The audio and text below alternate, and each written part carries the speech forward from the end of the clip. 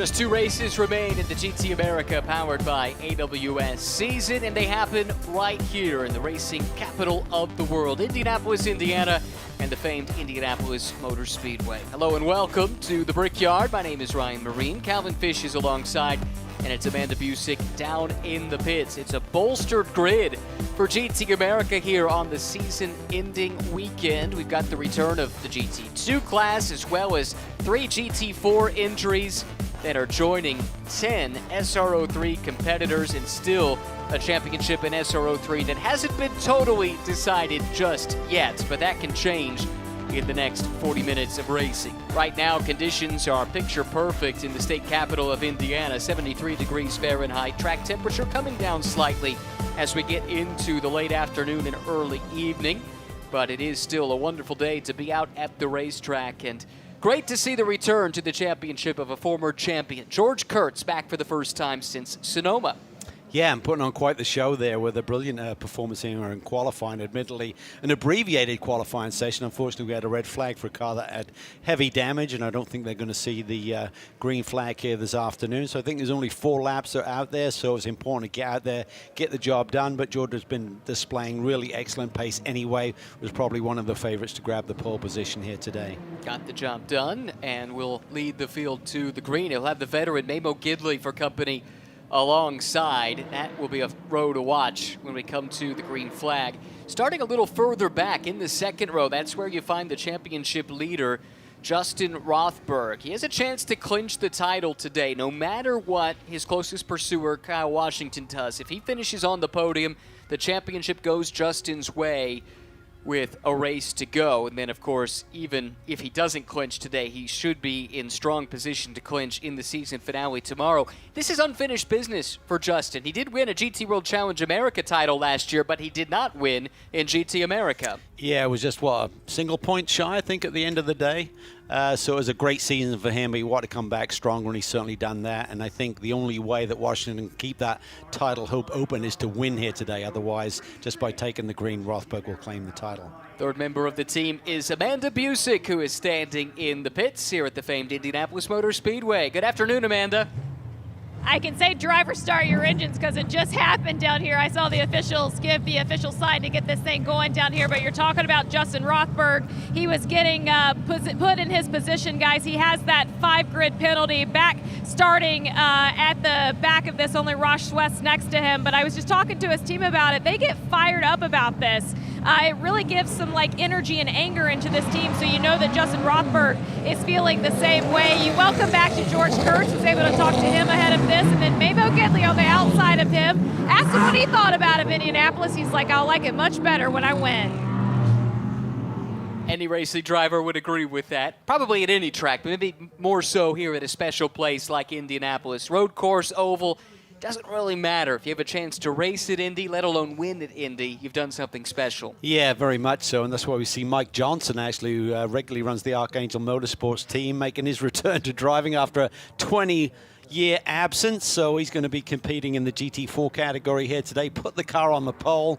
He's having a lot of fun, but he said this racetrack comes at you in a hurry when you haven't seen any racing action in quite some time. And he's doing it with a hometown team, too. Pro Sport Competition led by Doug Livingston, right here in Indianapolis. Extra special there. And he is, as you can see, your pole sitter in the GT4 class. SRO3 pole to George Kurtz, and then the return of CJ Moses, GMG Racing's GT2 entry. We were meant to have 2 of them. Evan King had a big crash, unfortunately, in qualifying and will not take the start here today, which leaves CJ to race unopposed. Here's the starting grid.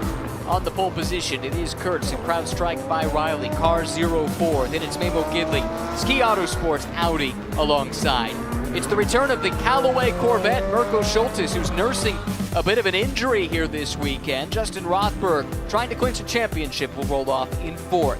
Then it's Jason Bell for Racers Edge Motorsports. Joel Cortez alongside in his second weekend with RS1. Tony Davis also in his second weekend, this time with HP Tech Motorsports. And Kyle Washington will come from 8th on the grid. Making his debut in the championship, Rodin Unesi for AF Corsa. CJ Moses starts next to him.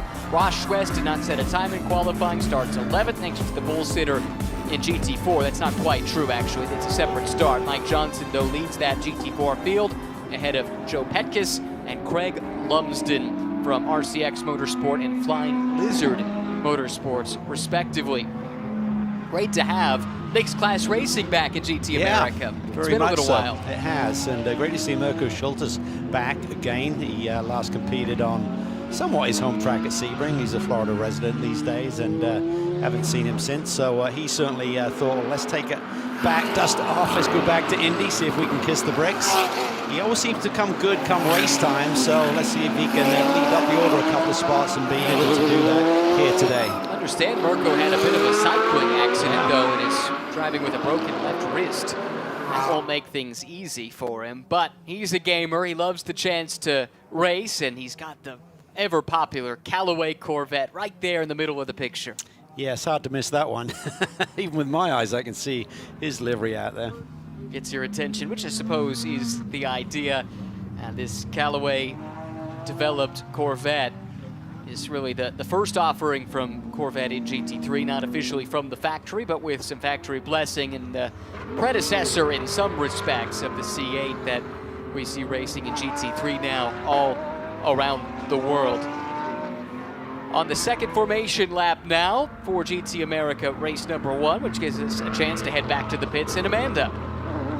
We'll just want to add this in just so we know how tough Mirko Schultes is. I was talking to the team about that accident, and they said, well, just for the broadcast, make sure everyone knows that he was in a bike competition and he was pushing competitors out of the way. But actually, reality was that he had his handlebars a little loose and had some accident. But it's good to see Mirko back in feisty competition here today.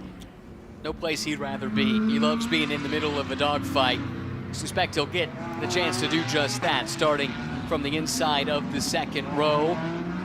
As ever, great mix of machinery when we do have multi-class racing in GT America. This track in particular, there's a couple of places that are potential tripwires when it comes to multi-class racing. Yeah, I mean, getting through the twisty bits, as I call them, there'll not be a ton of difference in speed, but certainly down the straightaways, the GT4 cars will be about 15 miles an hour off the top speeds, which is 165 in a GT3 car. And then you got that GT2 machine of CJ Moses that loves the drag strips, let's put it that way. Just 80 minutes of racing to cap off this 2025 season in GT America. 40 minutes here, and then the season finale still to come on Sunday. Pace car jets off down the pit lane at Indy, and that means that George Kurtz, in his return, has the field under his control. That's the CrowdStrike Mercedes, right-hand side of the screen. Now to the left, Memo Gidley's Ski Autosport Audi to the outside. Then Schultes and Bell lining up just behind in the second row. Here comes the field to the green flag. It waves, and George Kurtz able to jump away to a big advantage. Immediately, Gidley pops in line. It's side by side for third and fourth with Schultes and Bell. Rothberg actually ended up starting further back than I anticipated. We'll have to get to the bottom of that. But meanwhile, it gets really close at the bottom. Schultes gets tipped around, but he's able to avoid contact from any of the cars coming through. There comes the GT2 field. Here comes the GT4 field. Schultes is able to continue on, it would appear. Meanwhile, Memo Gidley has pounced and taken the lead away from Kurtz. Wow, what an opportunistic move there into turn 4 there by Memo Gidley. Tires not totally into their sweet spot yet. Just stoved it down the inside. Kurtz is trying to come back at it. Look at Jason Bell here as a bold move around the outside. He managed to avoid the chaos as well, so really great start by Jason Bell. Said the car had not been working well. Spoke to him at lunchtime here today. He said they put a setup on me, which I really was surprised at in terms of how responsive it was. So it took me a while. Couldn't really down a lap in qualifying, but boy, he's come out swinging here come race time. I had forgotten there was the derogation penalty to Rothberg. That's why he started 5 positions further back than what had been shown on the grid. So that's why Rothberg was back where he was. He's already recovered a little bit to get up into 6th, and he's got Kyle Washington in front of him. Washington, if he wins the title, he's got some work to do. He has to win, full stop, no matter what. If Rothberg can finish up towards the front, he can lose the championship, but also if Washington simply fails to win, then the title goes Justin's way. Yeah, and I spoke to Eric Peterson about the approach for Rothberg here as he gets a run down the front stretch on Kyle Washington. he elects to take it in there deep, and that's not really what Eric was talking to me about earlier in the day. He said, just follow him around, just follow him home, and it'll be good enough. So, but he's got the move around Washington. He obviously feels he's got pace to deliver here aboard that BMW, just coming off a qualifying run for the IGTC in the final round of his championship here in North America earlier this afternoon, about an hour ago. So he's certainly into a rhythm early. Just snuck in to the pole shootout as well, that Turner team, right at the gun. And sets them up for a nice run in the 8 hour tomorrow. Right now, though, Rothberg's focus is on Tony Davis, who sits 4th just ahead of him. Team and car that debuted the last time out at Barber. Let's go back to the start, though, here. That was Washington, who made it 3 wide, and there was also a lockup. That might have been Schultes locking up, and he got the worst end of that. Yeah, and you got to wonder whether Washington's going to get the call on that from the race director in terms of avoidable contact. So they'll be waiting in GMG land to see if they get more salt in the wound that seems to be developing here. It is under review, as you might anticipate. We'll see what comes of that. It's George Kurtz now sitting in 2nd behind Namo Gidley by half a second, but Kurtz actually just turned in the best lap of the race, so has closed in a little bit over the last lap. This is the battle here for 4th and 5th, with Davis holding the spot in the Ferrari, and giving chase is Justin Rothberg. Yeah, and I think Rothberg's in a great position here.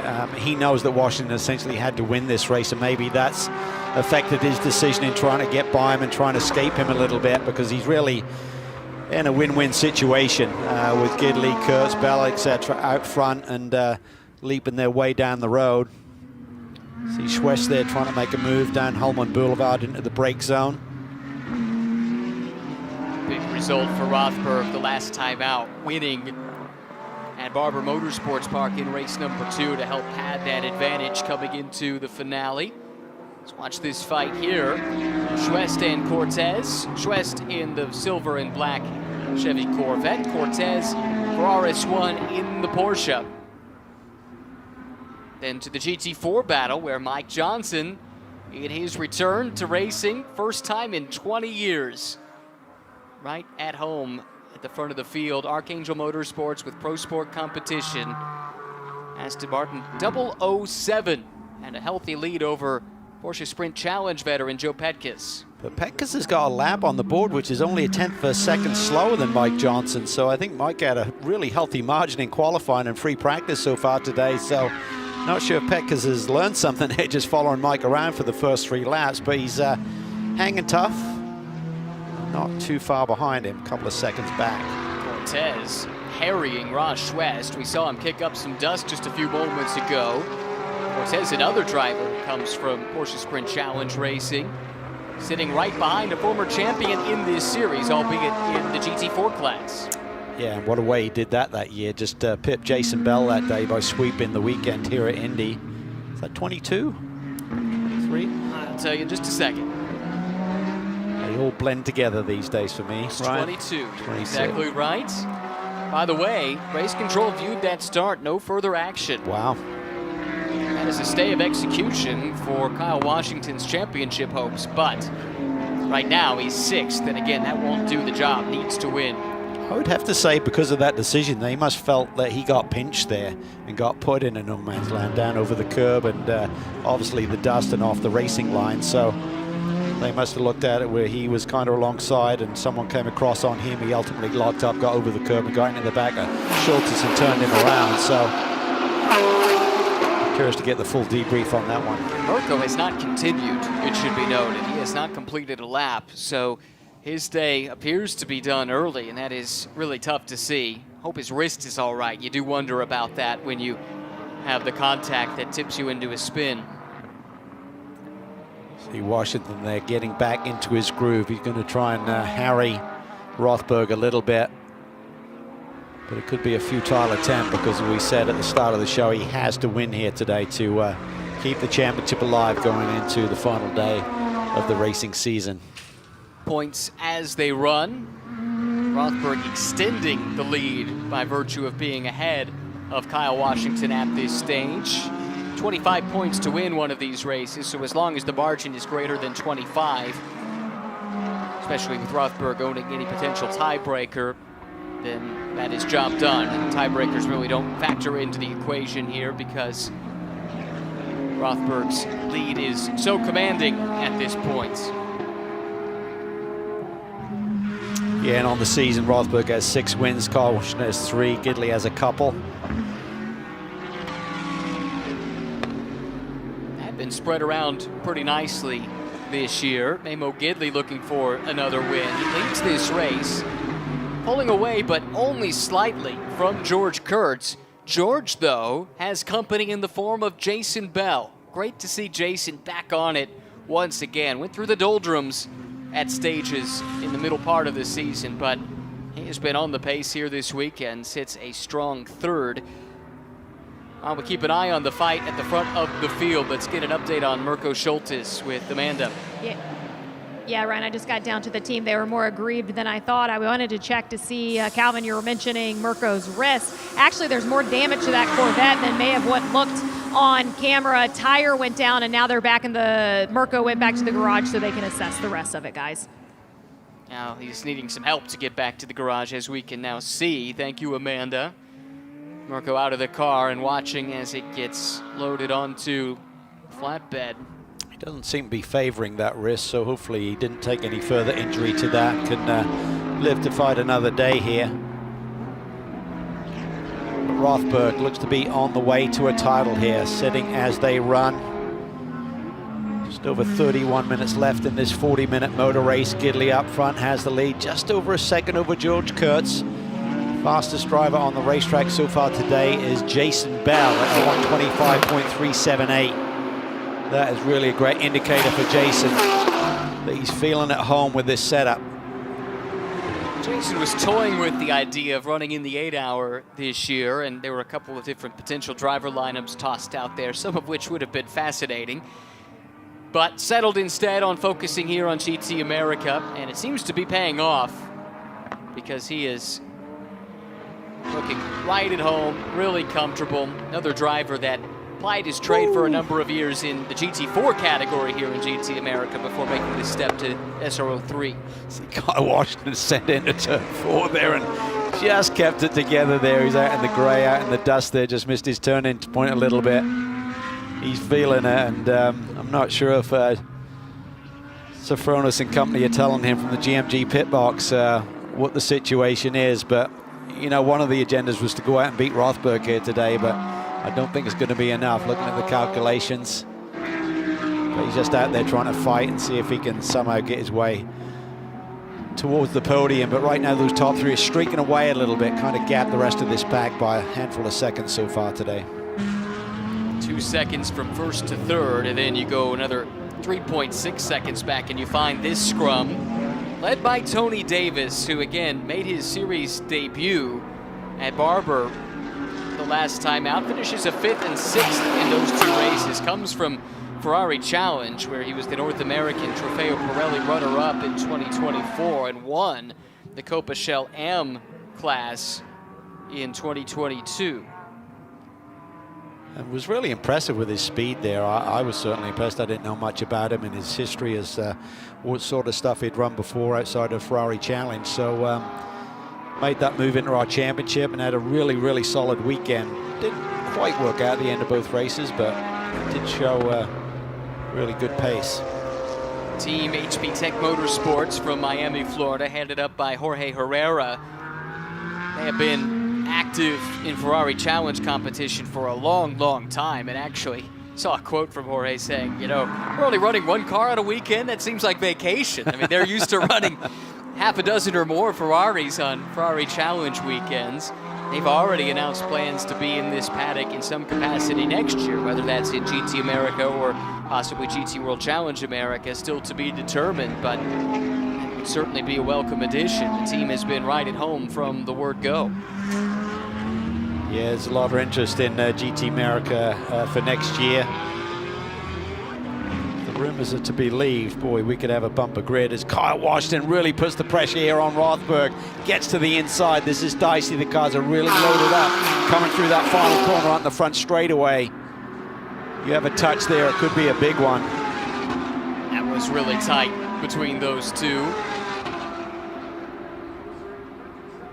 but it was Rothberg able to hang on to the spot. Apologies. I'm told that the man I referred to as Jorge prefers to be known as George, so sorry, George Herrera. I'll add that to the notes moving forward.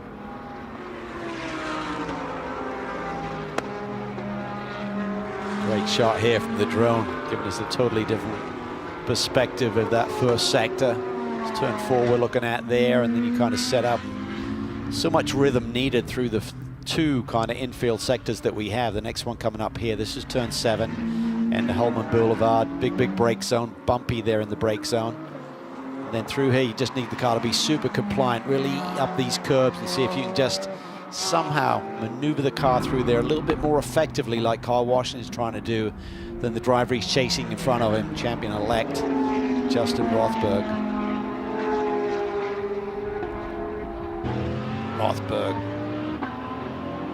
Feel that heat from behind. Hard to ignore that brightly colored GMG E-Boost Porsche.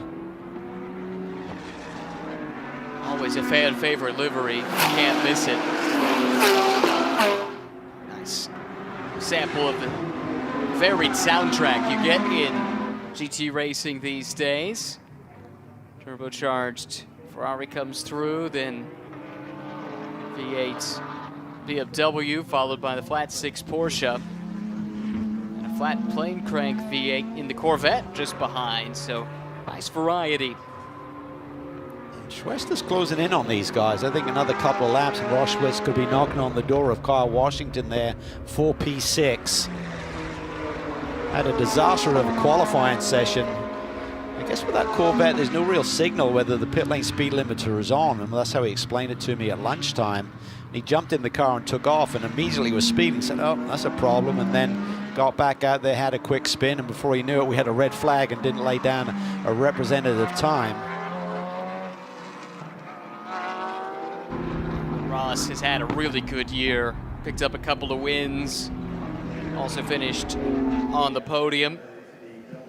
Watching on, the ever-present Will Turner, taco on his shoulder. We all know that Turner loves their tacos, and that's how they celebrate a victory. I have to imagine that's how they'd celebrate a championship as well. It might not be a win tonight for Justin Rothberg, but it could be championship tacos. Approaching the halfway mark, and Rothberg doing what he needs to do to clinch this title after a hard-fought season. It's not been straightforward all year. He's definitely had his fair share of challengers, but he's been super consistent, only finished off the podium 3 times this season. That has been really helpful. Meanwhile, problems for the leader in GT4. Mike Johnson goes long down in turn 1. He had a hefty lead over Petkus, and I think he was able to hang on to it, but what did he tell Cal? Comes at you fast when you've been out of the car for 20 years. That might have been on display there. Gave a great interview to Amanda earlier in the weekend as part of his role with the Archangel team that's running in the 8-hour here this weekend, and said, I kept waiting for somebody to tell me no. First it was the series that said, yep, you can come race here. Then it was the team he looks after on the GT World Challenge side, the Archangel team. None of the drivers had a problem with it. None of the crew had a problem with it. His wife said, sure, why not? So next thing he knows, he's racing at Indianapolis and might just have a chance to kiss the famous bricks before it's all said and done. First time in a car since standing on the podium at Petit Le Mans, in a prototype no less, back in 2005, 20 years ago. Great to see Mike, who's been a big part of the paddock for a long, long time in various capacities. Starting up toward the front and keeping the car out in front as we approach the halfway mark. Let's get more on his story now. Amanda Busick is in the pits. Yeah, I was rolling by the team earlier, and a big crowd on hand to watch Mike Johnson. Even saw some of those foam #1 fingers hanging out as they cheer along the head of Archangel over there. But I saw Mike prior to the race. He was talking with Brian Till, the series director, about just the start of the race and the road that was going to be in between the GT3 cars and the GT4 cars. So getting all those parameters correct as he kicked off. We saw him wearing that Rova pole position medal. Said he wasn't going to take it off all day long. Well, I asked him if he was going to wear it during the race. He said, no, that adds weight to me. I will take it off then. Still looking for every advantage he can get. Absolutely love it.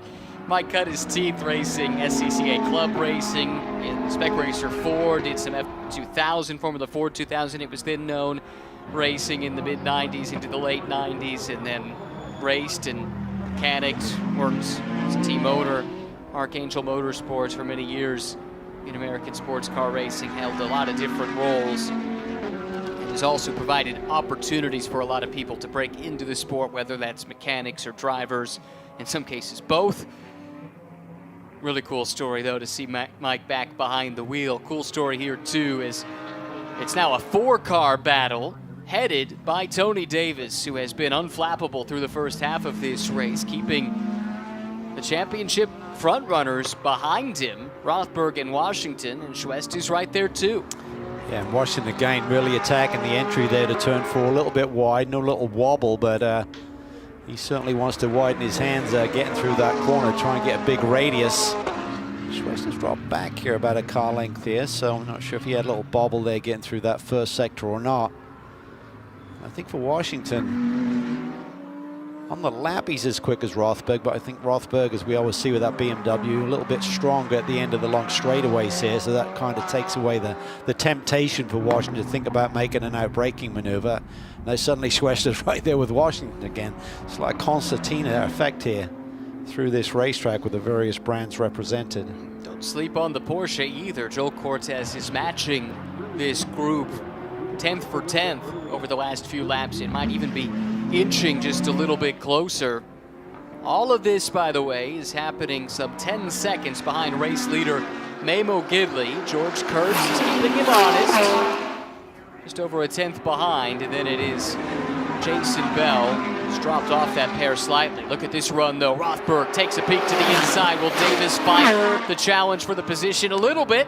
Covers off the inside. It might leave him vulnerable, though, here in turns 1 and 2. Yeah, and if these two fight it out here a little bit as Davis tries to get back on the racing line, that will allow Washington to close in, and then suddenly Rothberg's got to be looking backwards and forwards at the same time.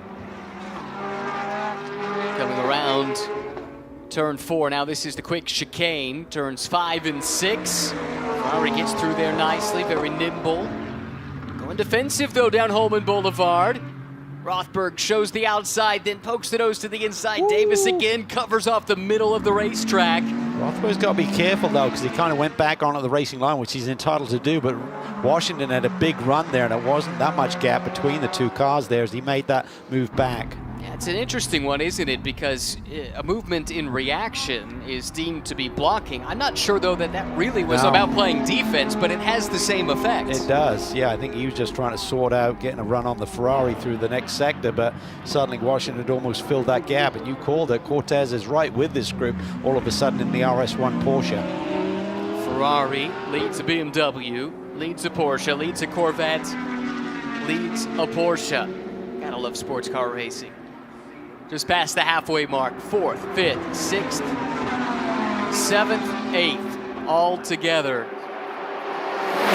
One of the most famous racetracks anywhere on the planet. Big brake zone here down into turn 1. Another great camera angle there coming into that turn 1 brake zone.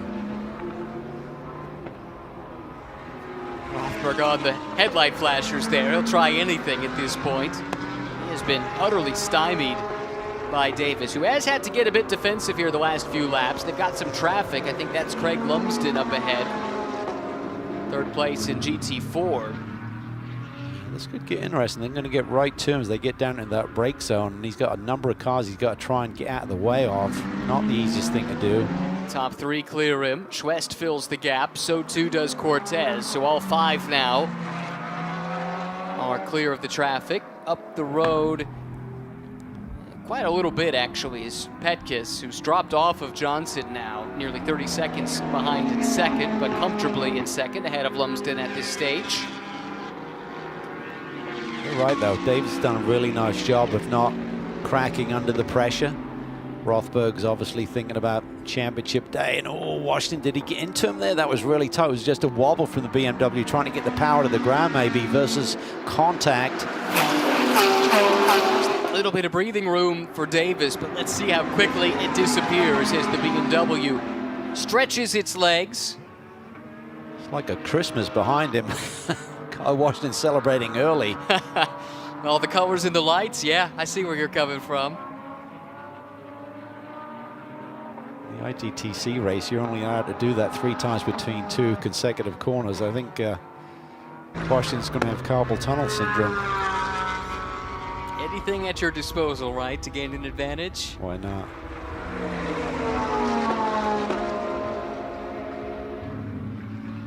I think Washington's going to send it here sooner or later. I think he's running out of patience with 17 minutes to go. It's not like he's got a huge reserve to begin with. Kyle's not one to wait around. No, he loves to get his elbows out, and he's a great guy. He's a wonderful personality, super colorful, but at the same time, he seems like he's got a soft heart as well. Totally agree. Real joie de vivre. Loves getting to be at the racetrack and has been working hard at this craft, getting better and better as we've seen this year. I mean, he was a real championship contender for a good chunk. This is awkward. Davis feeling the heat. Washington's going to get a run here. Watch the Porsche, third in line. Did get a good jump, but Rothberg also with some good power and in the slipstream of the Ferrari. Which way will he go? Looks left, now commits to the right. Here comes Rothberg, taking a look to the inside, gets crowded down to the curb. It opens the outside for Washington, who is through. That was a beautiful piece of racecraft there by Kyle Washington. Read that situation perfectly, just sent it around the outside. So Rothberg pushing things there, looking for that track position. Ultimately ends up moving back a slot. We don't see that happen very often with Justin Rothberg. Crucially, though, where he's running, it would still be enough to clinch the championship with one race to go in SRO 3. No other championships worth noting here this weekend in GT America. Look at that, late on the brakes, opportunistic, and well held. Yeah, that was really well looked at by Kyle there, and just dealt with the situation perfectly. Rothberg really couldn't do much about defending after he made that commitment there, and then realized that his nose was going to get chopped. Had to get on the binders, and Kyle just rolled that speed around the outside. How about the defense from Davis, too, to hang on to that spot? No, it's been pretty good. He's been feeling it over the last couple of 3 laps, particularly when they came through that traffic there a lap ago, but little wiggle there as he came on the power through that final turn with the Ferrari, but they seem so evenly matched down this straightaway. I'd say maybe the Porsche's the weakest of the 3, even though he's picking up the draft there. What does Kyle do here into the brake zone? Looks to the inside. Really deep on the brakes, nicely controlled. Davis is out to the outside. Watch for Rosberg with the crossover there. It's 3 wide temporarily, and Washington this time gets shuffled out. Rothberg now to the flank of the Ferrari. That opens the door to the inside, but Washington's not close enough to capitalize. Body work off of at least one of those cars goes flying, but it's somehow still Davis that leads this freight train. Yeah, hard racing there by Davis, but I think all totally legit. Rothberg just had to give it up, otherwise he was going to tip him around there on the entrance to the high-speed chicane. Now Washington's got to do it all over again. And he has to fend off Schwest as well, and Cortez. This is great. Yeah, Washington really controlled that nicely, though. He got all the way down to the inside and just didn't want to wash out. If you go in any faster, he's going to just lose the front end and understeering at the Ferrari and probably turn him around. So he had to give it up a little bit, and that just allowed Rothberg to do that crossover on the exit of the corner. Down to the final 14 minutes of this penultimate race of the season. Traffic ahead, that is CJ Moses, the GT2 entry. Effectively a teammate to Kyle Washington, but CJ tends to make sure he stays out of the way in situations like these. Look how close this was. CJ does give way, but it does open the door here. Rothberg will try the outside line, but this time make sure he doesn't leave the inside open for Washington to go barreling through. Rothberg carved the corner really tightly there. You can see dust was flying there through the apex of turn 3. Maybe a little tap there by Washington. Schwester's now got a big run. Looked a bit like bumper cars at the county fair. Everyone nose to tail, and the space disappears. Davis still hanging on by the skin of his teeth. Washington can't quite decide if he wants to get aggressive there or not. Ultimately, settles back in. Rothberg trying some creative lines, but your creativity is limited a little bit when you've got a racer right behind you as well looking for an opening. Yeah, absolutely. When you're just trying to widen that radius and get on the power a little bit sooner to get a run coming off the corners, you got to be careful that car behind you doesn't suddenly fill it. This is a tricky one. Getting into the inside there, down into turn 12, you still got big load in the car. You try and cut it in there a little bit tighter. So easy to ignite the ABS on these machines in that type of corner. Rothberg again trying to change the approach to the corner to get a good jump off, and this time he does. Puts the BMW InPower down, shows the nose to the left, then crosses over to the inside. And in this drag race, it is rare for the BMW to lose. Side by side to the brake zone for turn 1. Rothberg is through. Washington, little bit of contact there, and it rips the front fascia loose, at least on the nose of the Porsche. Yeah, and I think the rear may got a clip from Ross West as well, because he had nowhere to go when Washington had to arrest his speed there. Now Washington understandably desperate to get through. That's team owner James Safronis on the left. Tom Sargent will be one of his co-drivers in the 8-hour, was laughing up on the stand to the right.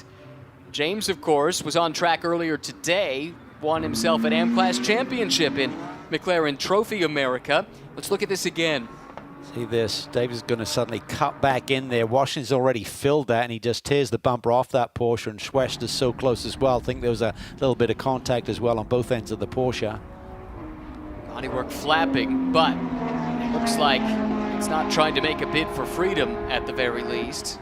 Still, it won't be a great feeling for Kyle. No, it'll certainly affect the consistency of the downforce. Oh, that's a bold move there down to the inside. Goes side by side, sideways. He tries to get the power down, laying rubber there through turn 13. That was a whole handful of opposite lock for Kyle Washington. Davis got really wide there, coming up through turn 14 onto the straightaway, but kept his foot in it. Washington not closing in, and look at Rothberg. He has made good his escape. Once he cleared off, he has cleared off to the tune of nearly 2 seconds. Yeah, he just disappeared as these guys squabble amongst each other here.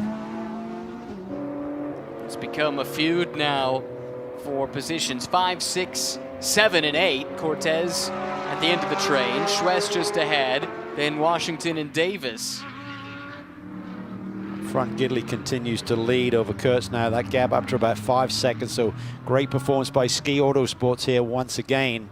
And I'd like to give a quick word of quick recovery to Kent and Melissa Hussey, team owners at Ski Autosport. Not feeling the best, so they're not here this weekend, but I'm sure they're watching. Get well soon.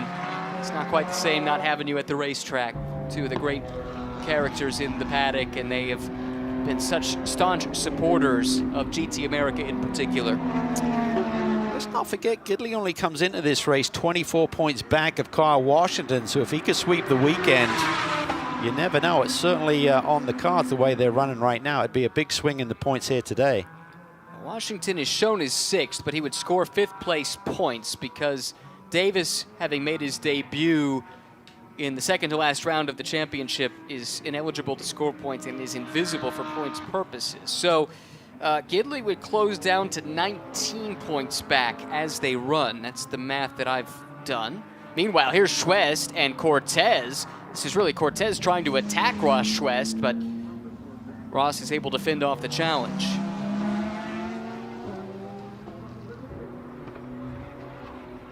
Oh, Washington nowhere to go. Just got totally stymied there by that GT4 machine. I wonder if he's in trouble with the race car as well. This would certainly help Gidley if he is in pursuit of second in points.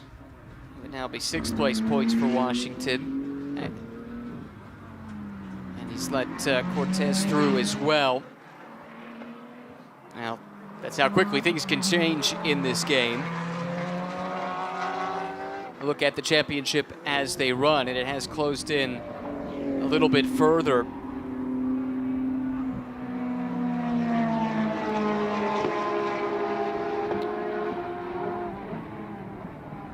Tell you what, though, this run from Davis, I thought he was good at Barber, especially in mixed conditions. Yeah. That was a tough debut. In one of the races, we had some weather that certainly affected the race, but great addition to the championship. I hope he comes back next year, because I think he could really be fighting amongst the top runners here for a title potentially if he puts a good consistent run together. Certainly super impressive. there are a few interesting additions coming to the Championship 2 next year. It was recently announced there would be a class specifically for a new Ginetta that's on display here on site, and also a new class coming that will encompass a lot of single-make cars, whether it's Porsche Cup or Lamborghini Super Trofeo or Ferrari Challenge. Way to get more of those types of cars on this grid. Exciting things for the future. We already sometimes see the Super Trofeo car in GT2 spec. It's a slightly updated GT2 or Super Trofeo car that runs in GT2. Had the one entered here, but unfortunately no Evan King after the qualifying crash earlier today. We hope he's doing all right, and would love to see him at the track again down the road. Let's not forget that the fastest laps here today set the grid for the final round of the championship season. Right now, Jason Bell would have that top spot. I don't see anyone laying down laps close to threatening that, so that would be an awesome finish to the season. Oh, late lunge there by Schwest. He gets alongside just barely the Ferrari, and somehow they coexist at the apex at turn 13.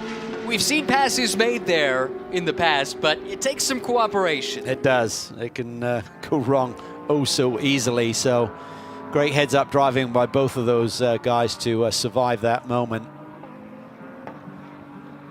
Washington's not giving up yet either. He's still fighting. Caught back up to this group, even with the wounded car. Yeah, and like you say, that bodywork flap there at 165 miles an hour is probably not what he's looking for in terms of it's got to be pretty disconcerting there. Confidence inspiring into a brake zone that takes some supreme confidence from fastest part of the track to, if not the slowest, then pretty close to it down in turn 1. Yeah, I think Kyle will be disappointed in the overall result for the season. I think he certainly felt from the first half of the year he could be a threat. I really feel that the mid-season break affected him more than most. Seemed to come back after that break that we take for the Spa 24-hour race and just didn't seem to have that same edge that he left before with. So I think that little break really hurt his performance. It took a little while to get back in the groove, didn't it? I mean, you look at the way the season started. He was on the podium in 5. Oh, there's a late move. Yes, it was. Washington does grab the spot back from Cortez. That should not be a points-affecting spot, though. Cortez, another one, his entry only debuted at Barber. So the ruling, as we understand it, is that that car is not eligible for points. But yeah, you look at the start of the year for Kyle Washington, and in the first 8 races, he was in the top 3 in 7 of them, including 3 wins. But then we come back from that break, and we haven't seen a win yet. The podiums have been a bit more spread out. No finish better than 3rd. And you do wonder if the time spent away might have cost him a little bit of his rhythm that he was in up to that point. Well, so many of these guys have to focus on the business, and I think for Kyle at that point, he really focused on his family. So hats off to him for making that choice. And there we see a little bit of bodywork or something flying there. Is that piece on the left front from Kyle finally letting go? Yeah, just got ripped off in the turbulent air behind Ross Schwest, but Kyle does make the pass. That is a spot with the points implication. Again, this is now about the battle for 2nd and 3rd in points at this stage. Rothberg is 4 minutes away from clinching here today, running solidly in 4th with Washington behind him. Here he is, moments away perhaps from his first GT America championship. And it would be one that would mean a great deal because it's a rare thing to be able to drive as a single driver these days in a GT3 car and take a title totally on your own. And that's what you have a chance to do here in this series. Yeah, just learned so much last year and just put in some brilliant performances. It was fun to watch those battles. And just came up a little bit short, but lived to fight another day and comes back even stronger. Just super consistent, and obviously he's got those grid penalties that he has to deal with as well on a regular basis. The front end of that Porsche car, Washington's looking decidedly second-hand right now, and that's almost getting to the point where this could become a real issue if that folds under that front tire as he's turning through one of these high-speed corners.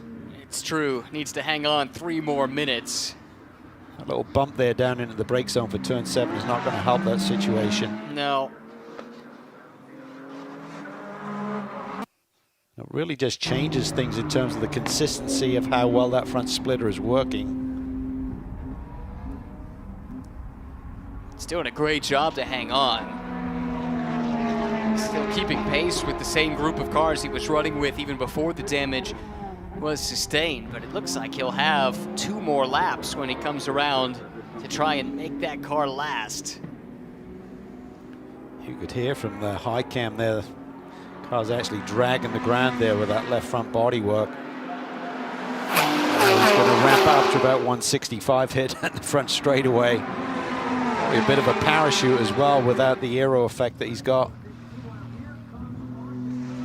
Justin Rothberg puts a lap on Rodin Yunesi. Yeah, he's catching Jason Bell here. He'd love to celebrate with the podium, so Jason's got to get the hammer down. He's got to backpedal a little bit here. He still has the fastest lap of the race, but there you can see the gap down to about 1.5 seconds or so. That lap, by the way, for Bell would be good enough to put him on pole for the race tomorrow. Fastest lap in race 1 sets the grid for race 2. I say tomorrow, it's actually Sunday is the season finale. Most of tomorrow is taken up by the Indy 8 Hour. But in the meantime, let's focus here on the man that is driven away from the field. Memo Gidley, Ski Autosports, Rosella and Phil. Smiles on their faces. Well, Phil doesn't smile a lot, but more of a smirk. Okay. He was threatening to smile. Rosella was smiling. Let's she was focus definitely on that. smiling. She got a beautiful smile. She does. There's the white flag. Memo Gidley, ex-IndyCar driver, of course. Let's learn a little bit more about Memo here on the final lap. Well, I told you guys as we talked to him ahead of this race, he said, I like this place much better when I could win. And you guys were talking about Rosella and Phil Creighton. I was catching up with those guys earlier today talking about 2026 plans, and they absolutely love this guy. They've loved Memo as the addition. Oh, look at that. Ciao mama from Rosella. A big shout out there. And Ryan, I know I sent you a text, but I'd want to send my own personal shout out to the Hussies who aren't here with us this week. And I hope you guys have a speedy recovery and feel better. I know you guys are watching, but you go back to last season, standing on this pit lane, watching as they took in the celebration of Johnny O'Connell winning this championship right here in Indianapolis. But what a moment, and here for Memo as well. Special indeed. In his championship winning season back in 2023, he swept the races here at Indianapolis, won them both to take the title by 50 points. Just a few corners left to go, and Memo Gidley will secure his 3rd win of the season and be in with the shout of taking 2nd place in points away on the season's final day come Sunday. For now, though, his focus, a chance to win at the Brickyard. Memo Gidley comes around to take the checkered flag, but we've got problems further back. There is the checkered for Gidley and Ski Autosports, win number 3 of the campaign. George Kurtz comes across the line to take 2nd. Waiting on Jason Bell to complete the podium, and chasing him is Justin Rothberg, who comes across in 4th, denied by a single point last year. He is the 2025 champion. Meanwhile, Kyle Washington in his very much used Porsche 911 trying to limp its way back around, having recovered somewhat from whatever occurred just a few moments ago. Davis has come through to finish 5th, and this is what happened. He was alongside Davis, then got clipped by Schwest as well. Yeah, just going for it. There's really an opportunity to sort of like tuck it to the inside of that curb there, going through turn 10. Just had a brush with Davis, who was so resilient in terms of hanging on to that top 5 slot here today. 20 years out of the cockpit. 2 decades between race starts. But Mike Johnson is back in a race car and about to head to victory lane at Indianapolis. CJ Moses just behind will take GT2 honors, and Mike Johnson wins the GT4 class in GT America, powered by AWS. Well, that was a frantic final lap. Congrats, Mike. Well done, CJ. 2 class victories there for Mike Johnson. He really got his lap times down. Got down to 1:33.1 there in the race. That's really strong. Yeah, has pole for tomorrow's race by a sizable chunk in GT4. Chance to make it a clean sweep, potentially. Let's look at this in that fight for second and third in SRO 3 points. So Washington is shown as 6th, but should score 5th place points. That'll be a 15-point swing, right? Yeah. I think it's too much. I think if Washington starts the race, maybe it puts him out of reach for Gidley for P2 in the championship. Okay. And we'll do the final tally on that before we come to the track on Sunday. And of course, all of this is pending post-race tech inspection. But congratulations to Rothberg. Not a podium to cap off the year, but the important thing is he clinches the championship with a race to spare and now can focus without any distraction on the Indy 8 Hour in trying to win a back-to-back championship in GT World Challenge America Pro-Am. Should have a good chance to do so. He's going to have his car represented in the pole shootout. It'll be Robbie Foley set to go qualifying here in a few moments. Can confirm that Washington has nailed down P2 in the championship. 29 points ahead, Gidley 25 on hand for the race here on Sunday, so that makes him safe and allows him to race freely, which is always fun to watch. Gotta love that. A look at the results for the second to last race of the season. A brief look. Gidley, Kurtz, Bell, Rothberg, Davis, the top 5. Moses, the GT2 winner. Johnson, the GT4 winner. And word has reached me that they might not take part in race number 2. He might retire on top. Why not? Here's a look back at the highlights of the race. It all started down in turn 1. Mirko Schultes spun around, unable to continue. Johnson, able to drive through the melee, took the lead from pole position in GT4 and never was particularly challenged here today. Did have this brief moment down in turn 1, but already had a handy lead, so did not lose control of the top spot. This was the battle really throughout the race. 4th, 5th, 6th, 7th, and 8th all running together for a time, with Tony Davis showing the way. Lunge to the inside from Washington. This was really, really close between the two of them. Opened up the door for Justin Rothberg to come around and get around Kyle Washington, ultimately get alongside with Davis as well. Traffic had a part to play. Washington caught out by the GT4 car there. Cost him a few positions. He'd have to race his way back through to try and pick him back up. For the time being, it was Schwest hounding Davis there for the final position, for that position, 5th place at the time. Final lap, contact sent Washington around and clipped by Ross Schwest. Schwest was able to limp home in 8th, but at the front was Mamo Gidley, Ski Autosports. What a result. A victory at Indianapolis, and Mamo now 3 wins at the Speedway, going back to his 2 wins a couple of years ago. Winners in Parc Fermé, champions as well. Amanda Busick will be busy catching up with all of those that have something to celebrate today.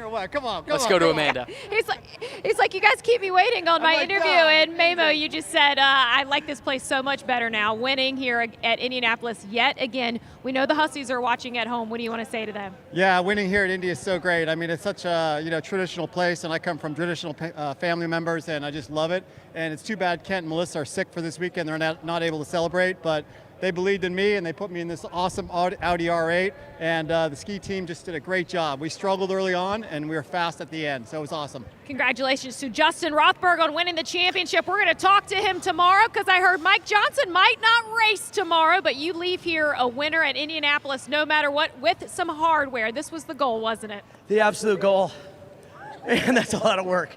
It's so weird. It's been the last 20 years on the other side of the radio, and you just tell these drivers, like, I don't know what you're complaining about. It's so easy.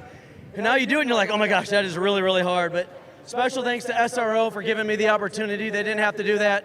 Pro Sport Competition for giving me a car. I just kept waiting for someone to say no, and they never did. And my wife and family, and they're all here. So let's go kiss some bricks.